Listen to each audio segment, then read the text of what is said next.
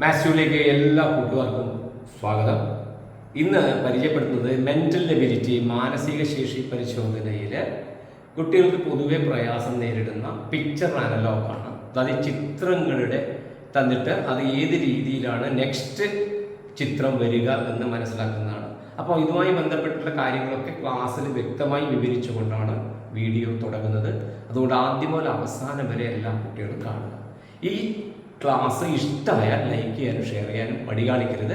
അതുപോലെ ഈ channel subscribe ചെയ്യാൻ ആദ്യമായി കാണുന്നവരാണെങ്കിൽ സബ്സ്ക്രൈബ് ചെയ്യാനും ശ്രമിക്കുക. നമുക്ക് നേരിട്ട് ക്ലാസ്സിലേക്ക് കിടക്കാം.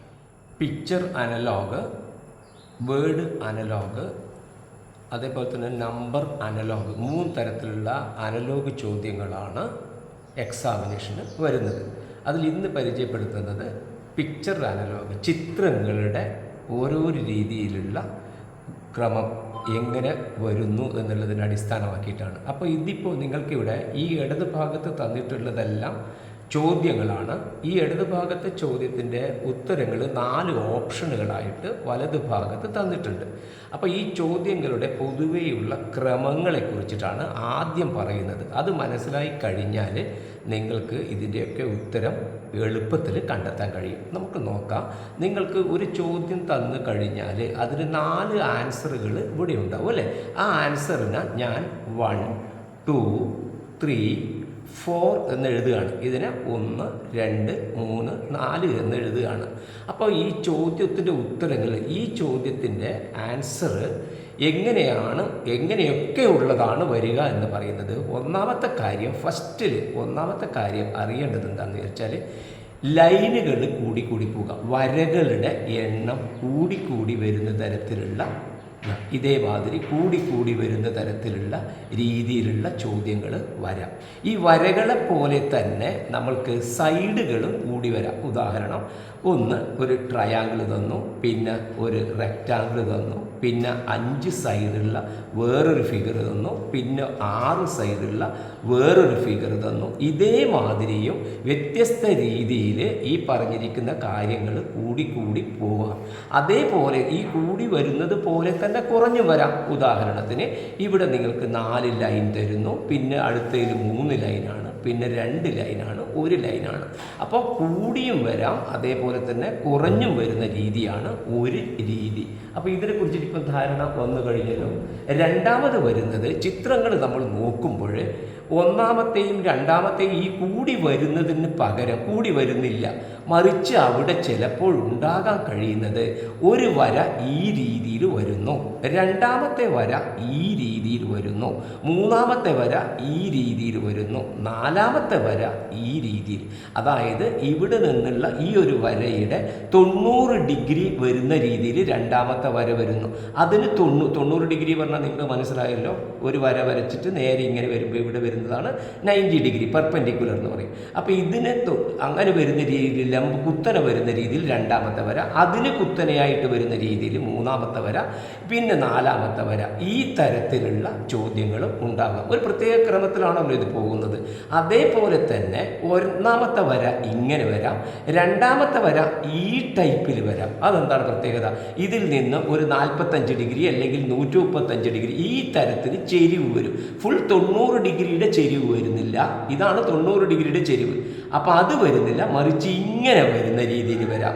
അടുത്തത് എന്ത് വരാം? കുത്തന വരാം. ഇത് കഴിഞ്ഞാൽ പിന്നെ അടുത്ത ഒരു നേരെ കുത്തന വരുന്നുണ്ടാവും, പിന്നെ വീണ്ടും വരുന്നുണ്ടാവും. അപ്പോൾ ആ പറയുന്ന രീതിയിലേക്ക് വരാം. ഈ ഫുള്ള് 90 പോകുന്നതിന് പകരം എന്ത് ചെയ്യാം? ഇങ്ങനെ ചെരിഞ്ഞ രീതിയിലേക്ക് വരാം. അതായത് ഒരു ഉദാഹരണം പറഞ്ഞാൽ ഇങ്ങനെ ഒരു വര വന്നു, അടുത്തതിൽ ഇങ്ങനെയാണ് വര വരുന്നത്, മൂന്നാമത്തേത് ഇങ്ങനെയാണ് വരുന്നത്, അപ്പം നാലാമത്തേൽ ഇതിപ്പോൾ ഇത്ര പോലെ ആയല്ലോ. അപ്പം നാലാമത്തേൽ ഇങ്ങനെ വന്നു, ഇത് വീണ്ടും ഇതേമാതിരി ചെരിഞ്ഞിട്ടുള്ള രീതിയിലേക്ക് വരുന്ന രീതിയിലേക്ക് വരാം. ഇങ്ങനെ വന്നു, അത് 45 വന്നു, പിന്നെ 90 വന്നു, പിന്നെ 135 വരുന്ന രീതിയിലേക്ക്.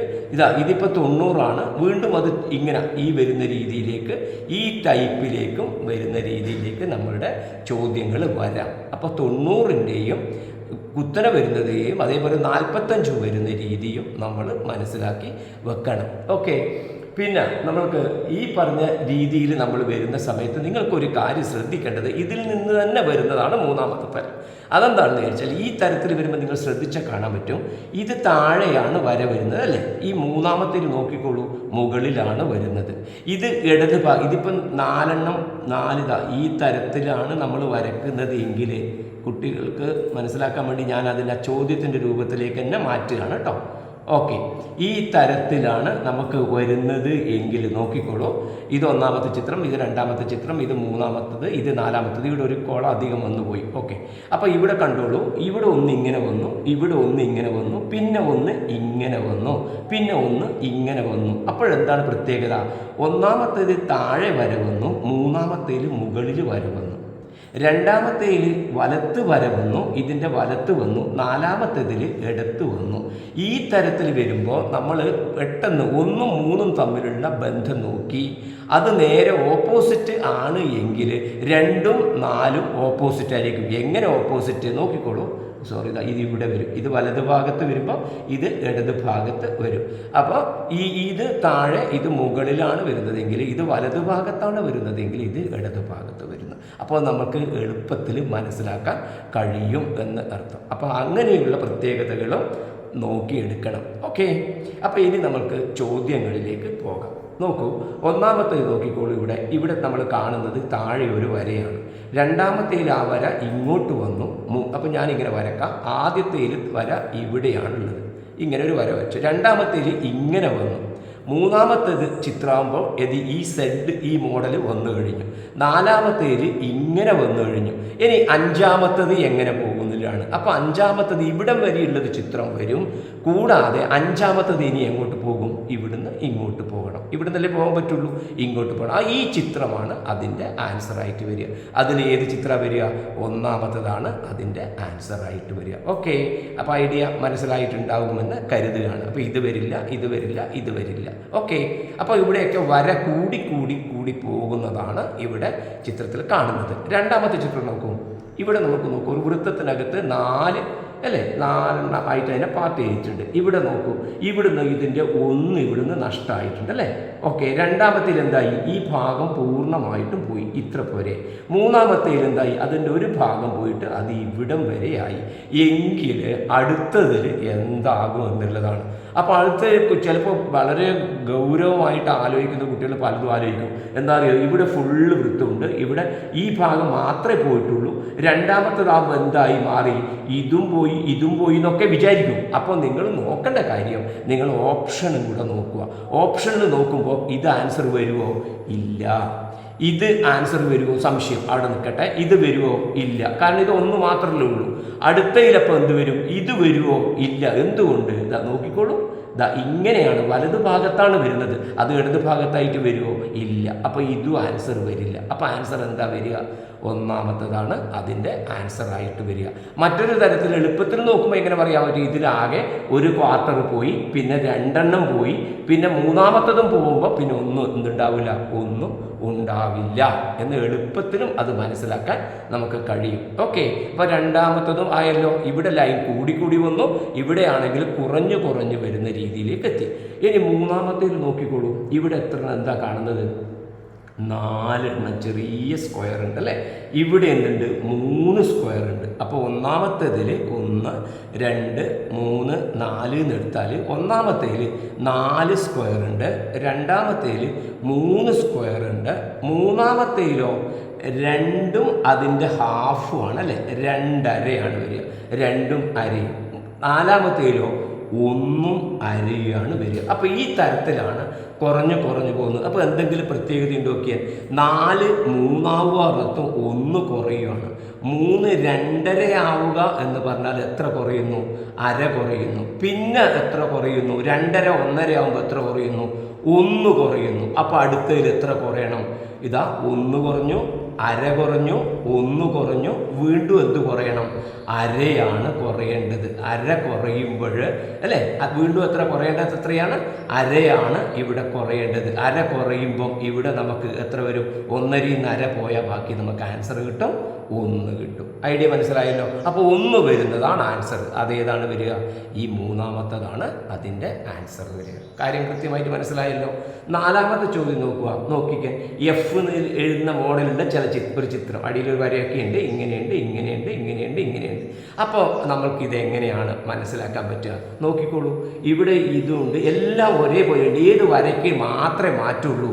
ഈ വരക്ക് മാത്രമേ മാറ്റുള്ളൂ. ബാക്കി എല്ലാത്തിനും ഒരേപോലെ ഉണ്ടല്ലോ. ബാക്കി എല്ലാ ചിത്രത്തിലും എങ്ങനെയുണ്ട്? ഈ ചിത്രം എല്ലാത്തിലും ഉണ്ട്. ഓക്കെ, അതുണ്ട്. അപ്പോൾ അതിൽ നിന്ന് തന്നെ നിങ്ങൾക്ക് ആൻസർ കണ്ടുപിടിക്കാൻ പറ്റും. ഏത് വരില്ല എന്ന് പറയാൻ പറ്റും. ഇതും ആൻസർ വരില്ല, ഇതും ആൻസർ വരില്ല. അത് ലെഫ്റ്റിലേക്കല്ലേ വരുന്നത്. അപ്പോൾ ഇത് രണ്ടെണ്ണത്തിൽ ഏതോ ഒന്നാണ് ആൻസർ. അത് നമുക്ക് എങ്ങനെ കണ്ടുപിടിക്കാൻ പറ്റും? ഇനി എന്താ പ്രത്യേകം നോക്കിയേ. പിന്നെ എന്താ ഈ ഒന്നാമത്തേൽ എങ്ങനെ വരുന്നു വര? നോക്കിക്കോളൂ, ഇവിടെ കണ്ടില്ലേ നിങ്ങൾ, ഇങ്ങനെ ചെരിഞ്ഞു വരുന്നു. രണ്ടാമത്തേൽ എങ്ങനെ വരുന്നു? ഒന്നാമത്തേൽ ഇത് ഒന്നാണ് എടുക്കുന്നതെങ്കിൽ ഒന്നാമത്തേൽ ചെരിഞ്ഞു വരുന്നു. രണ്ടാമത്തേൽ എങ്ങനെ വരുന്നു നോക്കിയാൽ നേരെ ഇങ്ങനെയാണ് വരുന്നത്. മൂന്നാമത്തേൽ ചെരിഞ്ഞു വരുന്നു. നാലാമത്തേൽ എങ്ങനെ വരുന്നു? നേരെ വരുന്നു. അപ്പോൾ ഇനി അടുത്തതിൽ എങ്ങനെ വരണം നോക്കേ. ചെരിഞ്ഞു വരുന്നു, ഇങ്ങനെ വരുന്നു, ചെരിഞ്ഞു വരുന്നു, നേരെ വരുന്നു. അപ്പോൾ അടുത്തതിൽ എങ്ങനെ വരണം? ചെരിഞ്ഞു വരണം. അപ്പോൾ ചെരിഞ്ഞു വരുന്ന ആൻസർ ഏതാണ് വരിക? ഇതാണ് ചെരിഞ്ഞു വരുന്നത്. ഇവിടെ ചെരിഞ്ഞു വരുന്നില്ല. ഓക്കെ, അപ്പോൾ ആൻസർ ഏതാണ് വരിക? ഇതാണ് ആൻസർ വരിക. ഐഡിയ കൃത്യമായിട്ട് മനസ്സിലായിട്ടുണ്ടാവുമല്ലോ. ഓക്കെ, നമുക്കിനി അടുത്തതിലേക്ക് കടക്കാം. നോക്കൂ, ഇവിടെ നിങ്ങൾ നോക്കുമ്പോൾ ഒറ്റ നോട്ടത്തിൽ കാണാൻ പറ്റും എല്ലാത്തിനും എന്തുണ്ട്? ഈ ഒരു ഷേപ്പ് എല്ലാത്തിനും ഉണ്ട് അല്ലേ? ഈ ടൈപ്പ് ഷേപ്പ് നിങ്ങൾ കാണുന്നുണ്ടല്ലോ. ഈ ഷേപ്പ് എല്ലാത്തിനും ഉണ്ട്. അപ്പോൾ അതിനെ നമ്മൾ മൈൻഡ് ആക്കേണ്ട ആവശ്യമില്ല, അതിനെ മൈൻഡ് ചെയ്യേണ്ട ആവശ്യമില്ല. പിന്നെ നമ്മൾ മൈൻഡ് ചെയ്യേണ്ടത് ഇതിനെയാണ് മൈൻഡ് ചെയ്യേണ്ടത്. പിന്നെന്താ പ്രത്യേകം നോക്കിക്കോളൂ. ഇവിടെ ഒന്നും ഇത് മാത്രമേ ഉള്ളൂ. ഇവിടെ ഒരു ചെറിയ ഡോട്ട് ഉണ്ട് അല്ലേ? ഇവിടെ നോക്കിക്കോ, ഇവിടെ താഴെ 2 ഡോട്ട് വന്നു. ഇവിടെ എത്ര വന്നു? 3 ഡോട്ട് വന്നു. അപ്പോൾ അടുത്തതിൽ എത്ര വരും? 4 ഡോട്ട് വരും. ആ 4 ഡോട്ട് വരുന്നത് എങ്ങനെയാണ് എന്നുള്ളതാണ് പ്രത്യേകത. നോക്കിക്കോളൂ, ഒന്നാമത്തേൽ ഒന്നുമില്ല, ഇവിടെ 1 വന്നു, പിന്നെ അതേ 1 ഇവിടെ ഉണ്ട്, 1 എക്സ്ട്രാ വന്നു അല്ലേ? പിന്നെ എന്ത് ചെയ്തു? മുകളിൽ എന്ത് ചെയ്തു? 2 എണ്ണം വന്നു, താഴത്തത് അങ്ങനെ തന്നെ വന്നു. അപ്പോൾ അടുത്തതിൽ എങ്ങനെ വരണം? 1 വന്നു, അതിന് താഴെ വന്നു. അടുത്തതിൽ ഓക്കെ 2 വന്നു, ഇവിടെ താഴെ 1 വന്നു. അപ്പോൾ അടുത്തതിൽ എത്ര വരണം? അടുത്തതിൽ 2 മുകളിൽ വരണം. അതേപോലെ തന്നെ 2 താഴെയും വരണം. അങ്ങനെയുള്ള ആൻസർ ഏതാണ് വരിക? ഇത് മാത്രമല്ലേ അങ്ങനെയുള്ള ആൻസർ ഉള്ളൂ. നോക്കിക്കോളൂ, ഇല്ല 3 വരില്ലല്ലോ. 3 വരണമെങ്കിൽ ഇത് 2 ആയതിനു ശേഷം മാത്രമേ 3 വരുള്ളൂ. ഈ 1 വരില്ല, ഇതും വരില്ല. അപ്പോൾ ഏതാണ് ആൻസർ വരിക? ഇത്. ഇനി ഇത് നോക്കിക്കോളൂ, ഇവിടെ 1 മേലോട്ടുണ്ട്, ഇവിടെ നമുക്ക് 1 മേലോട്ടുണ്ട്, താഴോട്ടുണ്ട്, പിന്നെ 2 മേലോട്ടായി, 1 താഴോട്ടായി, പിന്നെ 2 മുകളിലോട്ടുണ്ട്, 2 താഴോട്ടുണ്ട്. അടുത്തത് എങ്ങനെയായിരിക്കും വരിക? നോക്കിക്കോളൂ, എണ്ണം നോക്കിക്കോളൂ.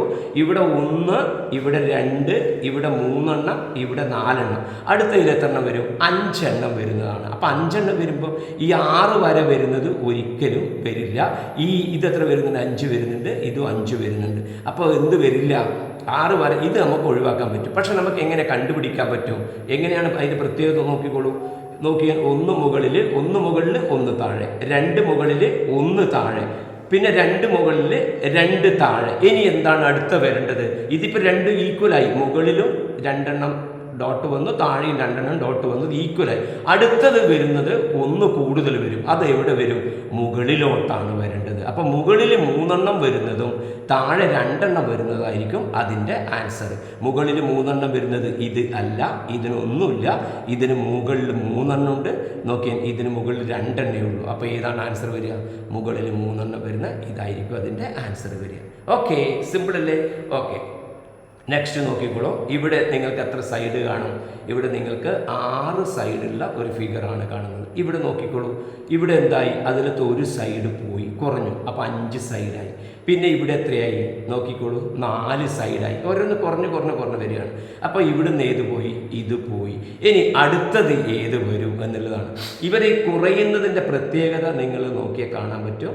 ഇവിടെ നിന്ന് പറയുമ്പം ഈ സൈഡ് ആദ്യം പോയി, പിന്നെ മുകളിലത്തെ സൈഡ് പോയി അല്ലേ?